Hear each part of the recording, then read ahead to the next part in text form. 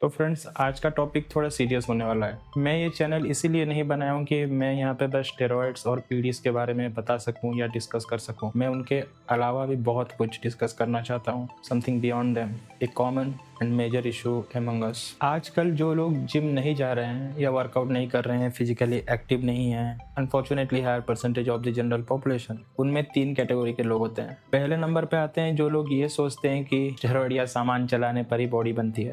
दूसरे नंबर पे वो लोग आते हैं जो लोग छुपा के स्टेरॉइड्स को रेकलेसली यूज और एब्यूज करते हैं और कुछ टाइम बाद उनका बॉडी रिस्पॉन्ड करना बंद कर देता है। उनको रिजल्ट से ज़्यादा साइड इफेक्ट्स शो करने लगते हैं और कुछ टाइम बाद वो लोग एक्सरसाइज करना ही बंद कर देते हैं, जिम जाना ही छोड़ देते हैं। तीसरे कैटेगरी पे जो लोग आते हैं, this guys are really highly educated, बड़े बड़े कंपनी में जॉब करते हैं, सेंट्रल या स्टेट गवर्नमेंट पे बहुत ही अच्छे पोजीशन पे होते हैं, पर जब उनका हेल्थ की बात आता है तो पता नहीं उनका दिमाग कहाँ चला जाता है। तो मेरा पॉइंट ये है, हमारा जो शरीर है, human body, it is designed to move, to run, to lift heavy things and to do many other crazy things, regardless of whether you are taking steroids, supplements or any other fancy thing. अगर आप दिन भर ऐसे ही बैठे रहोगे, बहुत ही minimal physical activity करोगे दिन भर, तो आपके शरीर के साथ क्या होगा या क्या हो रहा होगा, कभी आपने सोचा है? टीनेजर्स जिनका बॉडी बिल्कुल प्राइम स्टेज पे होता है ग्रोथ और डेवलपमेंट के लिए, वो लोग बिना कोई फिजिकल एक्टिविटी किए ऐसे ही बैठे रहते हैं, उनके बॉडी के साथ क्या हो रहा होगा? मैं यहाँ पे आत्माराम तुकाराम भिड़े जैसे ये नहीं बोलूंगा कि हमारे जमाने में ऐसा होता था, हम लोग मगरमच्छ की तरह तैरते थे, घोड़े की तरह भागते थे, एसेट्रा एसेट्रा। मैं भी इसी जमाने का हूँ। लेकिन अगर आप नोटिस करोगे, आफ्टर द लॉकडाउन बच्चों में खेलना कूदना थोड़ा कम नहीं हो गया है? आप लोगों में, एल्डरलीज, आप लोगों में भी फिजिकल एक्टिविटी थोड़ा कम नहीं हो गया है? हम लोग बहुत ही अनयूजुअल हैबिट्स डेवलप करने लगे और हमको कुछ टाइम पता भी नहीं चला, अभी तक रियलाइज भी नहीं हुआ। हमारा बॉडी ऑप्टिमल लेवल पे तभी फंक्शन करता है when we are physically active on a regular basis. Your heart, your kidney, your liver, your gut and all other organs perform optimally when you are physically active on a regular basis. You exercise and work out, you move on a regular basis. Your body starts to digest the food you're eating very well. आपके lymphatic और एक्सक्रीटोरी system जो detox process carry out करते हैं, वो भी बहुत बढ़िया तरीके से फंक्शन करते हैं। आपका स्ट्रेस लेवल कम हो जाता है, यू फील काम एंड कॉन्फिडेंट। आपका हार्ट हेल्थ इम्प्रूव हो जाता है, आपका ब्लड शुगर लेवल इम्प्रूव हो जाता है। फायदे बताता रहूँगा तो ख़त्म ही नहीं होंगे। तो जो आदमी बस स्टेरॉइड्स और सप्लीमेंट्स को ब्लेम करता रहेगा, ऑफिस और घर में बैठा रहेगा, उसके बॉडी के साथ क्या हो रहा होगा आप खुद ही सोचो। 30-35 साल तक तो नॉर्मली उनको कुछ नहीं होगा, बाहर से एकदम फिट और फाइन लग रहे होंगे, और ये लोग रेगुलर बेसिस पे अपना हेल्थ चेकअप या ब्लड टेस्ट वगैरह कुछ नहीं करते हैं। कोई अर्ली सिम्टम्स शो भी करता है तो उसको बस नज़रअंदाज कर दे रहे होते हैं, क्योंकि जब तक डॉक्टर साहब ने नहीं कहा है अपना हेल्थ चेक करने के लिए या कोई सीरियस इशू एराइज नहीं हुआ है, तब तक मैं अपना हेल्थ चेकअप या फिर ब्लड टेस्ट क्यों करवाऊं? जब तक पेट में अल्सर या cyst, high blood sugar, heart या किडनी का कोई सीरियस इशू नहीं हुआ है, तब तक अपना हेल्थ का ध्यान क्यों रखना है? जब तक कैंसर या ट्यूमर जैसी कोई सीरियस बीमारी नहीं हुआ है, तब तक अपना हेल्थ का ध्यान क्यों रखना है? जिम जाके जिम का फीस भरूं ना, छी, बाहर मस्त दबा के खाऊंगा पीऊंगा और बाद में हॉस्पिटल का बिल भरूंगा। ये बढ़िया ऑप्शन है। अपने आसपास थोड़ा आंख घुमाओ और आप मुझे खुद बताओ, आपके जान पहचान में जो लोग हॉस्पिटल में एडमिट हुए हैं, उनमें से कितने लोग स्टेरॉइड या सप्लीमेंट यूज कर रहे थे? जो लोग सिगरेट या दारू को हाथ तक नहीं लगा रहे थे, उनको भी कैंसर और ट्यूमर हो रहे हैं। एक ओवरवेट आदमी अगर रेगुलर बेसिस पे फिजिकल एक्टिविटी करता है, एक्सरसाइज करता है, वर्कआउट करता है, वो एक नॉर्मल इंसान जो ऑफिस में बैठा रहता है, घर में बैठा रहता है, वो उससे लंबा टाइम तक जिएगा। एक इंसान अगर स्मोकिंग करता है पर फिर भी फिजिकली एक्टिव रहता है, एक्सरसाइज करता है, वर्कआउट करता है, वो भी उस नॉर्मल इंसान से ज्यादा लंबा टाइम तक जिएगा। ये मैं नहीं कह रहा हूँ, ये एक हार्वर्ड के अलुमनाई ने कहा है। If a woman is obese, but she exercises every day, she will outlive the normal weight woman who doesn't exercise. If a man smokes and he has high blood cholesterol, has high hypertension, but he exercises, he will outlive the man who doesn't have any of those problems, who doesn't exercise. If you don't exercise, you're going to die sooner. For every hour you exercise, you will live 3 hours longer.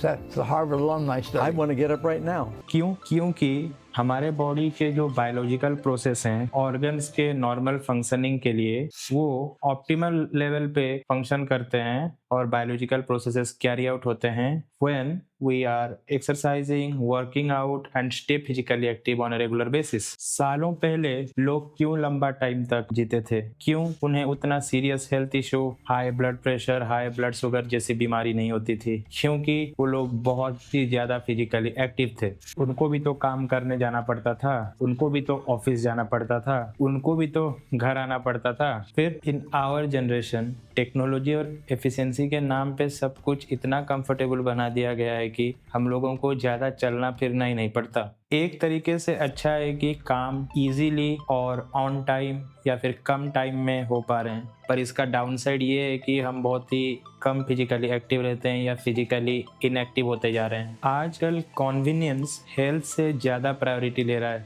जो long term में problem create कर सकता है, जो मैंने अभी बताया। Actually कुछ लोग इस चीज को लेके अवेयर हैं and they are taking action. They take admission in a gym और start going to any fitness club. But majority of them gym इसीलिए ज्वाइन करते हैं या फिर कोई फिटनेस क्लब इसीलिए ज्वाइन करते हैं क्योंकि they don't like the way they look, they have gain a lot of weight, या due to improper eating habits they are not gaining any weight. वो लोग कोई हेल्थ बेनिफिट के लिए नहीं जा रहे होते हैं। 9 आउट ऑफ 10 लोग, उनको 2 से 3 महीने में ऋतिक रोशन या एलिना डी क्रूज जैसा दिखना है। मैं इसको इनके अनरियलिस्टिक गोल के साथ कंपेयर कर रहा हूँ, दैट इज लूजिंग फैट या gaining weight in a very short period of time, and that's where they fall in the trap. पर अभी फिटनेस का जो माहौल है इंडिया में, एक कॉमन ट्रेंड चल रहा है। कुछ लोग स्टेरॉइड्स यूज करके एक अच्छा खासा फिजिक बना लिए होते हैं और खुद को नेचुरल भी क्लेम कर रहे होते हैं। तो सामने वाला बंदा जो अभी नया नया वर्कआउट स्टार्ट किया होता है और ऐसे लोगों के साथ कांटेक्ट में आता है, इन लोगों को, ये मतलब बिगिनर को, फेक प्रोमिसेस दिखाने में बहुत ही आसानी होती है क्योंकि उनके माइंड में पहले से ही अनरियलिस्टिक गोल्स होते हैं कि they can lose weight, fat या फिर gain weight in a very short period of time. तो जब ये साइकिल वाला बंदा उन्हें आके उस टाइप का प्रोमिसेस मतलब देता है तो उनके माइंड में जो मतलब उनका मिसकंसेप्शन था वो और भी स्ट्रॉन्ग हो जाता है कि नहीं, मैं ये चीज कर सकता हूँ या फिर अचीव कर सकता हूँ अंडर देयर गाइडेंस नेचुरली। तो महीना भर सप्लीमेंट्स यूज करके, इधर उधर का वर्कआउट करके, उनका प्लान फॉलो करके वो लोग देखते हैं कि उनके बॉडी में तो ज़्यादा कुछ फ़र्क नहीं आया या फिर उनको जैसे प्रॉमिस किया गया था उस टाइप का रिजल्ट्स तो नहीं आया। अब आदमी इतना खर्चा और टाइम और अपना एफर्ट देने के बाद अगर उसका बॉडी या फिर वो जो चाहता था वो चीज़ अचीव नहीं कर पाएगा तो वो इजीली फ्रस्ट्रेट होगा ही। उसके दिमाग में ये बैठ जाएगा कि मतलब बिना सामान लिए या फिर बिना स्टेरॉइड लिए जिम या फिर वर्कआउट करना सब कुछ बेकार है, या फिर स्टेरॉइड भी मैं यूज कर लूँ मेरा बॉडी नहीं बनने वाला है तो फिर मैं जिम ही क्यों जाऊँ, फालतू में इतना टाइम और एफर्ट देके अपना एनर्जी क्यों वेस्ट करूँ। ये मैं तीसरे कैटेगरी के लोगों के बारे में बात कर रहा था। कुछ लोग जिम ज्वाइन करते हैं और कुछ ही टाइम वर्कआउट करने के बाद ही ये सोचते हैं कि यार रिजल्ट्स नहीं आ रहे हैं, मजा नहीं आ रहा है। तब उनके सामने एक महाज्ञानी बाबा प्रकट होते हैं।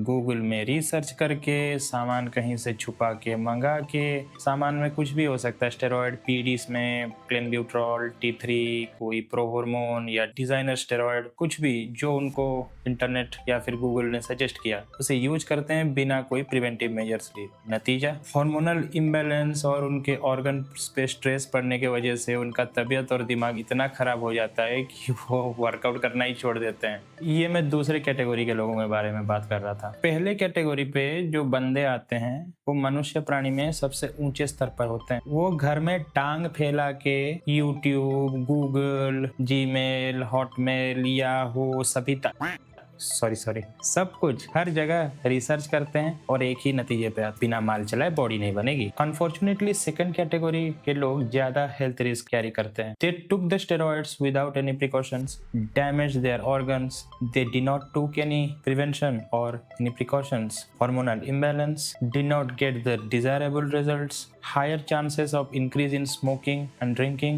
bad eating habits, feeling really tired। तो ऑटोमेटिकली सेकंड कैटेगरी के लोग ज्यादा हेल्थ रिस्क कैरी करते हैं और मैं उनको ज़्यादा हेल्प, उन कैटेगरी के लोगों पे ज़्यादा फोकस कर रहा हूँ अभी के लिए। शुरू में मैं उनके लिए कुछ वीडियोस और इन्फॉर्मेशन, मतलब जितना अच्छा और क्वालिटी इन्फॉर्मेशन हो सके मैं उनको प्रोवाइड करूँगा, क्योंकि ये मेरा नया चैनल है और मुझे आइडिया नहीं था कि मैं कैसे कहाँ से शुरू करूँ। इसीलिए मेरे पहले कुछ वीडियोस पीईडीज और उनके प्रिवेंटिव मेजर्स के ऊपर हैं। बॉडी इमेज कॉन्शियसनेस सबको है, किसको अच्छा नहीं दिखना, पर क्या वो आपके हेल्थ से ज़्यादा इम्पोर्टेंट है? क्या बिना माल चलाए, बिना स्टेरॉइड लिए, बिना कोई सप्लीमेंट यूज़ किए अच्छी बॉडी नहीं बन सकती? क्या आपको अच्छे रिजल्ट्स नहीं मिलेंगे? मैं आपको फेक नेटीज या फिर फेक नेटी एथलीट्स के जैसे प्रॉमिस नहीं दूंगा। आपको एक चीज़ समझना पड़ेगा कि बिना पीडीज लिए आप उस लेवल का या उस टाइप का मसल क्वालिटी अचीव नहीं कर सकते, क्योंकि पीडीज या एनाबॉलिक स्टेरॉइड्स जो होते हैं वो आपके बॉडी को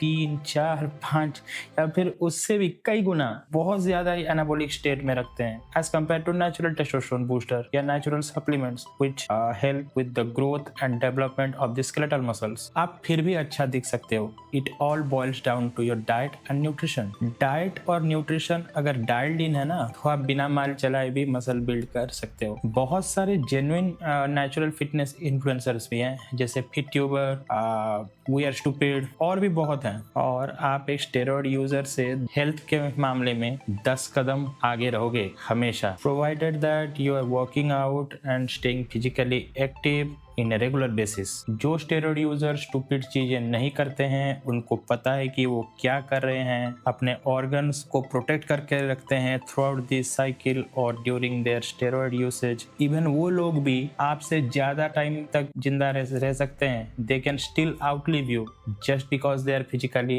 एक्टिव। अगर आप फिजिकली एक्टिव नहीं हो, you can still die earlier than a active steroid user. तो आप समझ सकते हो कि फिजिकली एक्टिव रहना कितना इंपॉर्टेंट है। एक और कैटेगरी के लोग भी होते हैं, उनमें बस आलसी लोग होते हैं। उनको स्टेरॉइड या सप्लीमेंट से कोई शिकायत नहीं है, बस उनको एक्सरसाइज वगैरह कुछ नहीं करना, उनको जिम नहीं जाना, फिटनेस क्लब नहीं जाना। ठीक है भाई, मत जाओ, घर में तो वर्कआउट करो, बाहर रनिंग या जॉगिंग पे जाओ। अभी आप बोलोगे कि भाई मेरे पास तो टाइम नहीं होता। यार 24 घंटे में से 30-35 मिनट भी अगर निकाल के तुम एक्सरसाइज वगैरह या जिम जाके वर्कआउट कर लोगे तो तुम्हारा हॉस्पिटल का बिल बच जाएगा। एनीवेज, डाइट और न्यूट्रिशन के हेल्थ बेनिफिट्स को लेकर मैं एक दूसरा डेडिकेटेड वीडियो बनाऊंगा, अगर आप लोगों का अच्छा रिस्पॉन्स आया तो। अगर आप लोगों का अच्छा रिस्पॉन्स ना भी आए तब भी मुझे बनाना पड़ेगा। खैर, अगर आपको लगता है कि ये वीडियो आपके किसी फैमिली के एल्डरलीज, आपके पेरेंट्स, आपका कोई दोस्त जिसको ये वीडियो देख के कुछ मोटिवेशन मिले या उसको कोई अच्छा इन्फॉर्मेशन मिल सके, तो प्लीज उनके साथ शेयर कीजिएगा।